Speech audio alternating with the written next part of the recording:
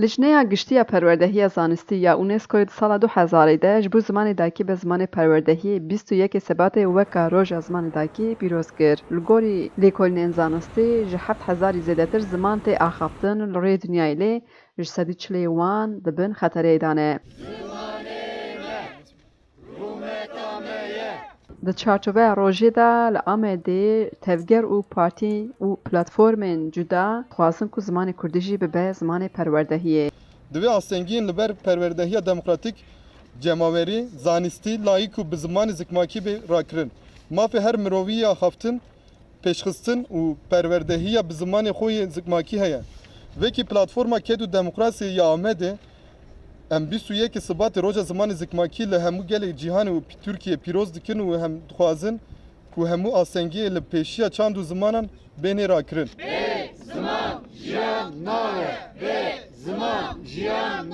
Gelo di nav civakê de ji bo perwerdehiya zimanê Kurdî çi encam dertên pêşmeş, rêvebirê kompeyna rawestê ji reha Rûhavî pirsî. Birêz Rûhavî dest nîşan kir ku çi aliyên siyasî hebin jî li ser hezrê cuda bin jî dema xwesteka ziman wek hev difikirin. Niha meseleya Kurdî li Bakurê Kurdistanê an jî li Tirkiye em karin bêjin ku hemû Kurd li hember li dora vê xwestekê hevparin wek hev difikirin ev xala heye wekî din ji her tiştî em karin ji hev cuda bin ya perwerdiyek çawa em bêjin yan jî statûyek çawa tiştên siyasî çi bêjî ji hev vediqetin lê çi terefên siyasî hebin em bêjin oldar an jî seküler çepgir rastgir zêdetirê wan li ser xwesteka zimin wek hev difikirin yani dixwazin ku ziman bibe zimanekî fermî û bibe zimanê perwerdehî. Di lêkolînê me de jî ev nîşan derdikevin. Mesela nêzî sedî not millet dixwaze ku Kurdî bi awayekî di hundirê sîstema perwerdehiyê de be. Hinekî em bêjin parek pir piçûk dixwaze ku tenê Kurdî bibe perwerdehî.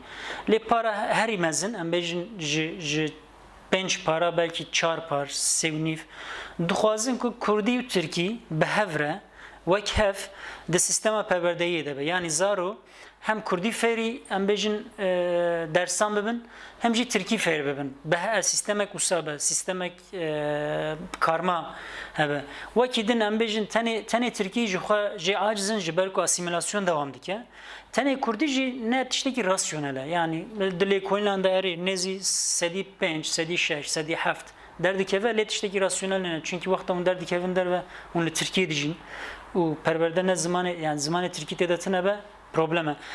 Rûhavî balê dide zextên li ser xwestekên siyasetê û dibêje qada siyasetê çend sale teng bûye lewma tevgerên ku rîskên wan biçûk in dertên pêş û yek ji wan qada jî dexwaza ziman e. Xecî Can Farxîn, Dengê Amerîka, Amed.